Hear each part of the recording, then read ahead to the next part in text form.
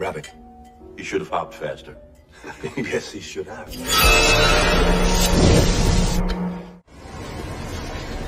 I did not hear that. Did I?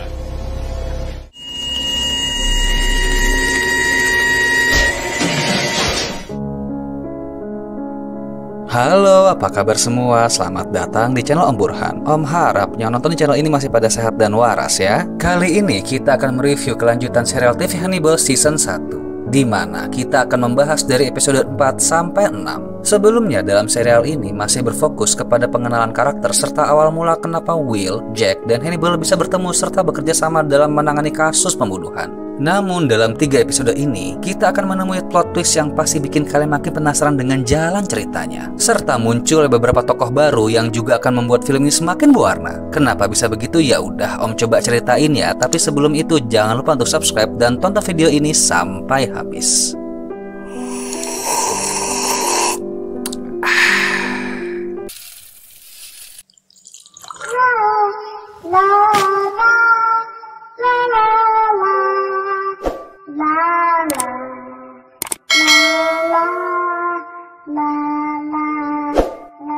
Time story. Are you sitting comfortably? Then I'll begin.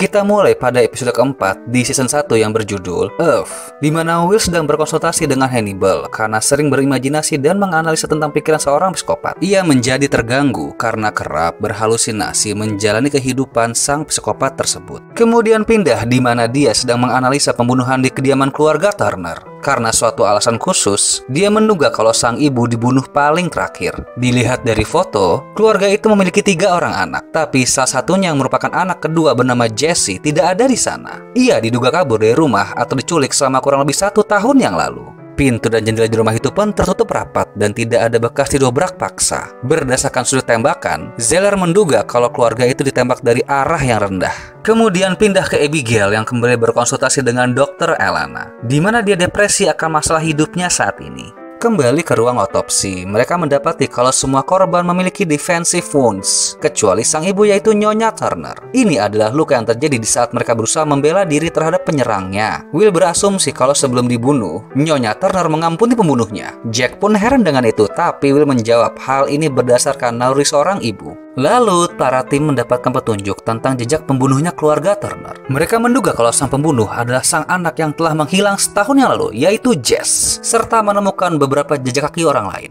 Kita pindah ke Will yang sedang mengajar, tapi nggak lama Jack datang membubarkan kelas itu. Dikarenakan mereka telah menemukan sebuah jejak kaki di rumah keluarga Turner yang bernama Connor Frisch. Ternyata ia juga merupakan seorang anak yang berasal dari keluarga dengan 3 orang anak seperti keluarga Turner. Connor dilaporkan hilang lebih dari 10 bulan yang lalu, tapi kasusnya tidak pernah selesai. Scene berganti ke adegan di mana sebuah keluarga telah terbantai. Para FBI pun datang dan ternyata itu adalah rumah keluarganya Frisch. Saat dianalisa, sang ibu mempunyai 2 luka tembak di kepala, akan tetapi berasal dari pistol yang berbeda. Will pun berasumsi kalau Connor yang menembak pertama kali, tapi ibunya tidak langsung mati, namun diselesaikan oleh pistol yang lain.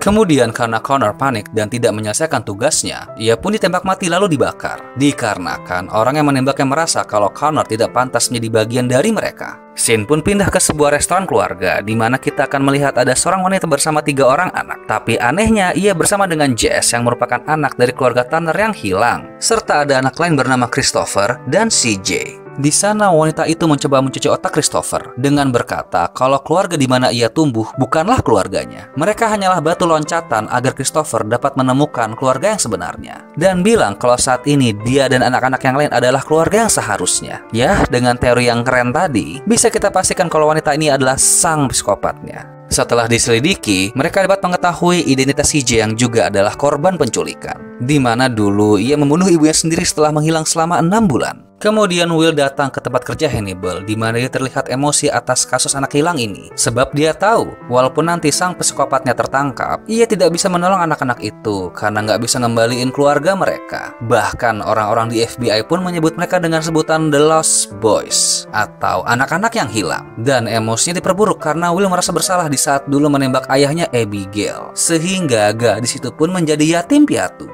Kemudian Hannibal pergi menemui Abigail untuk memberitahu kalau dia bisa pergi keluar ke rumah Hannibal serta menjadi walinya. Sang dokter kanibal bermaksud untuk menghilangkan kecemasan Abigail dengan caranya sendiri. Kita balik di kantor FBI, di mana mereka semua sedang mencari pola penculikan sang psikopat. Will berasumsi kalau anak-anak ini diculik dan mau untuk mengikuti penculiknya, dikarenakan mereka terkena Stockholm Syndrome, yaitu salah satu kondisi psikologis ketika korban penculikan atau kejahatan lainnya jatuh cinta kepada orang yang menculik atau melakukan kejahatan padanya. Scene pindah ke Hannibal, di mana dia sedang mempersiapkan makan malam. Lalu Abigail bercerita kalau ia ingin masuk FBI, tapi ia tampak depresi karena tahu akan sangat sulit untuk hidup normal dan mengejar cita-citanya. Untuk melawan depresinya, Hannibal menawarkan sebuah terapi untuk meminum teh yang terbuat dari psilocybin, tapi harus berjanji untuk merahasiakannya. FYI yang belum tahu, ini adalah sejenis jamur yang biasa tumbuh di sisa tumbuhan atau kotoran yang telah membusuk. Jamur ini dapat menyebabkan halusinasi karena merupakan narkotika alami, atau kalau di Indonesia lebih dikenal dengan nama magic mushroom. Ya, buat kalian yang masa muda bahagia, pasti lebih ngerti. Abigail pun meminum teh itu, lalu nggak lama ia merasakan efeknya. Kita balik ke kantor polisi di mana mereka telah mendapatkan profil Christopher. Will berasumsi kalau sang penculik ini menargetkan anak tengah dari 3 bersaudara, dikarenakan mereka lebih rentan dalam bersosialisasi. Kemudian melaporkan hal ini kepada Jack dan bilang kalau sang psikopat adalah seorang wanita yang menculik karena ingin membentuk keluarganya sendiri. Ia akan mencintai anak tersebut dengan segenap jiwa, tapi mengharuskan mereka untuk membunuh keluarga lamanya terlebih dahulu. Setelah itu terlihat scene di mana Christopher pulang ke rumah dan disambut oleh ibunya. Nggak lama, polisi pun datang dan menobrak masuk, lalu melihat kalau para The Lost Boys akan mengeksekusi keluarga di sana. Tapi untungnya bisa dicegah. Lalu Christopher lari ke belakang di mana Will mengejarnya.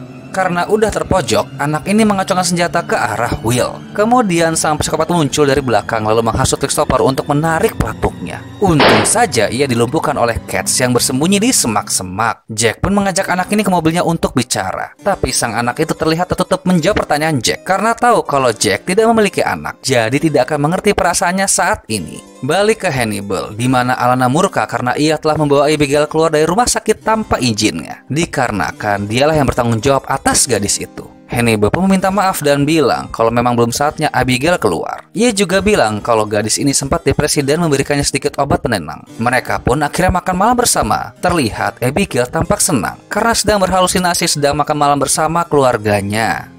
Scene pun diakhiri dengan menampilkan istri Jack yang bernama Bella Crawford. Ia bertanya kepada istrinya apakah sudah telat bagi kita untuk mempunyai anak. Bella pun menjawab kalau sudah terlambat untuk dirinya. Dan terlihat kalau ia sepertinya menyimpan sebuah rahasia.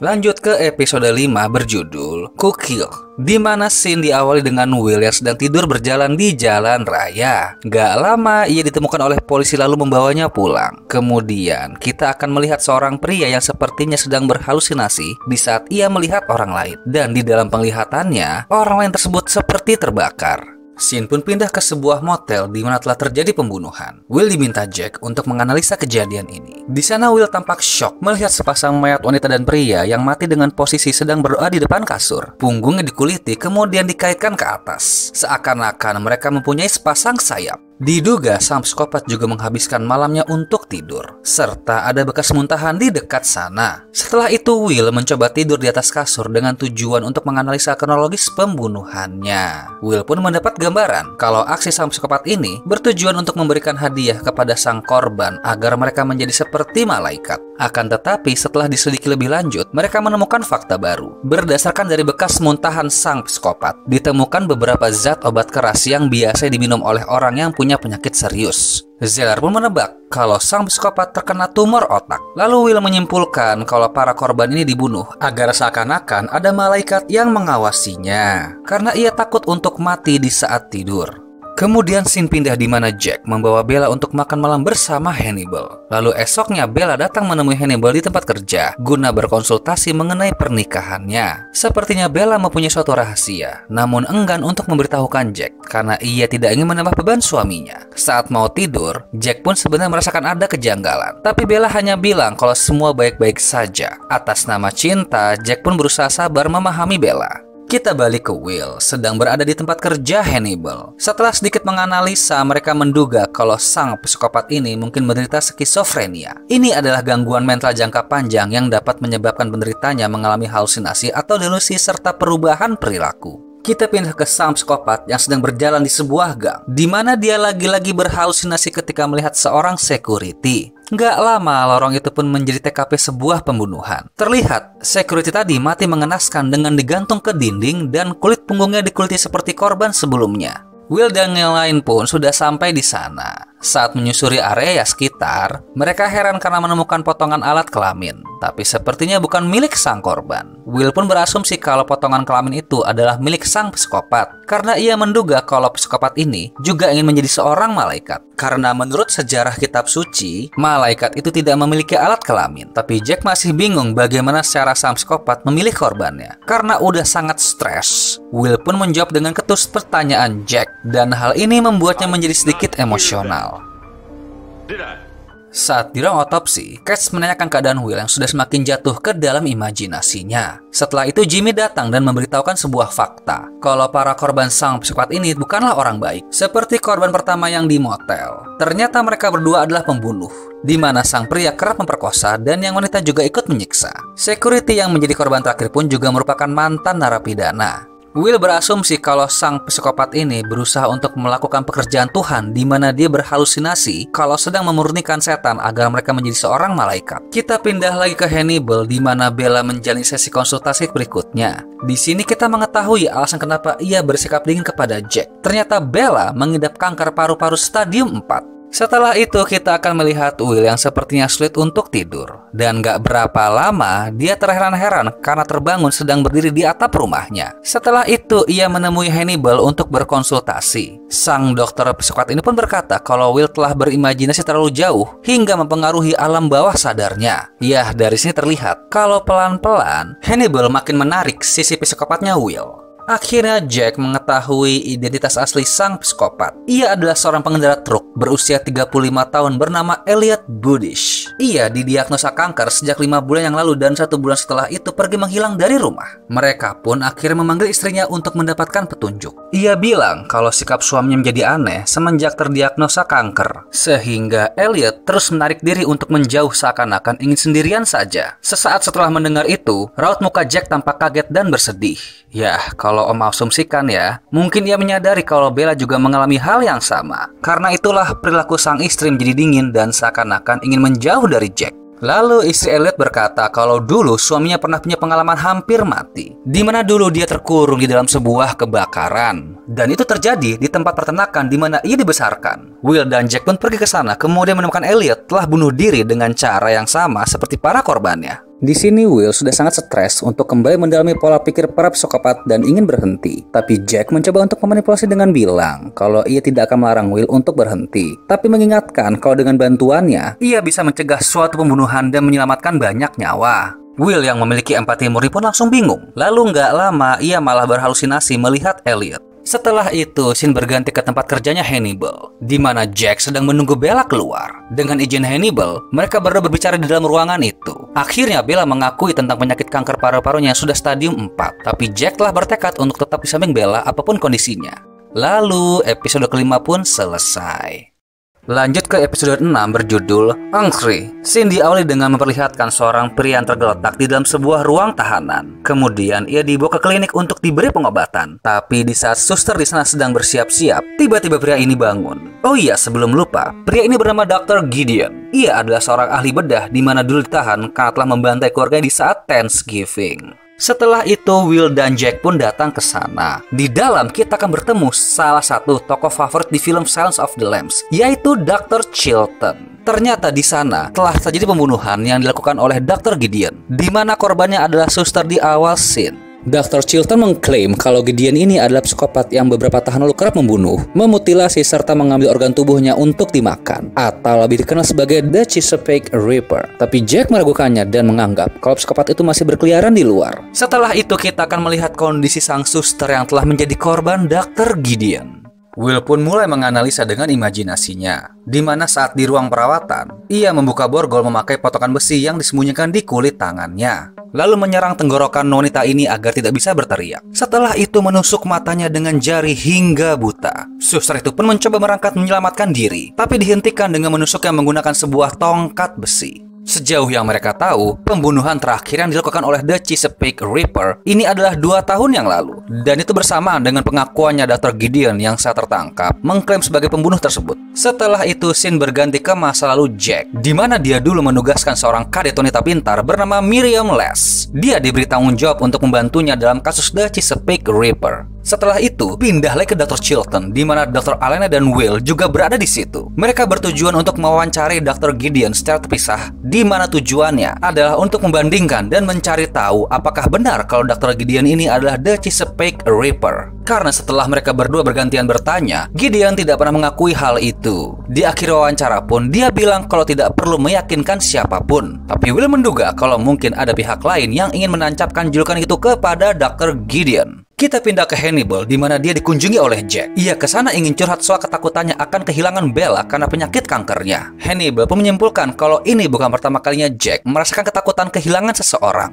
Gak lama kita kembali lagi ke masa lalu Jack, di mana dia dan Miriam tengah menginvestigasi korban pembunuhan yang diduga dilakukan oleh The Chesapeake Ripper. Miriam menduga kalau sang psikopat ini mungkin mempunyai skill dalam bidang pembedahan, karena bagi seorang psikopat, ilmu tersebut bisa sangat berguna. Di ruang otopsi, para tim forensik menyimpulkan kalau pola pembunuhan yang dilakukan oleh Gideon ini mirip dengan kasus The Chesapeake Ripper terdahulu. Tapi Will merasa saat kemarin mewawancari Gideon, instingnya berkata sebaliknya, karena ia merasa kalau yang dilakukan oleh Gideon hanyalah sebuah plagiat. Ia pun menekankan, jika The Chesapeake Ripper yang asli masih belum tertangkap, ia pasti akan memastikan semua orang mengetahuinya. Malamnya saat Jack tidur, ada yang menelpon. Setelah diangkat, ternyata itu berasal dari Miriam. Dan terdengar kalau dia seperti berada di dalam kesulitan. Tapi nggak lama, sambungan teleponnya pun mati.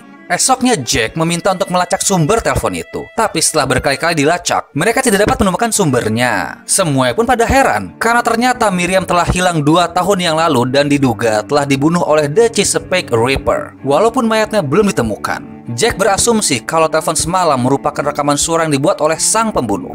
Setelah itu, Will didatangi oleh Jack dan Alana, di mana mereka menemukan sebuah ide untuk memancing The Chesapeake Ripper yang asli keluar. Mereka berniat untuk membuat sebuah berita di mana akan mengkonfirmasikan kalau Dr. Gideon adalah sang psikopat tersebut. Lalu mereka menemui reporter yang akan membuat beritanya, yang tidak lain adalah sang reporter licik, Freddie Lounge. Jack memilihnya karena Lounge pernah membuat berita tentang psikopat ini, namun ia tidak pernah mengkonfirmasinya. Jadi ia meminta Lounge untuk membuat berita dengan mengkonfirmasi kalau Dr. Gideon adalah The Chesapeake Ripper. Tentu saja Lounge sedikit curiga dengan rencana ini, tapi Jack akan memberikan imbalan berupa berita eksklusif dengan kepemilikan hak cipta. Untuk sedikit membumbui ceritanya, Jack sedikit menambahkan cerita kalau Gideon berprofesi sebagai dokter bedah, dan itu merupakan urutan kelima dari pekerjaan yang biasa dipilih oleh seorang psikopat. Will pun meledek bahwa di urutan ke-6 adalah seorang jurnalis. Tapi Lounge membalas dengan bilang kalau di urutan ke-7 adalah sang penegak hukum. Secara kasar, kita bisa simpulkan kalau mereka semua adalah sekumpulan psikopat yang saat ini sedang saling membantu.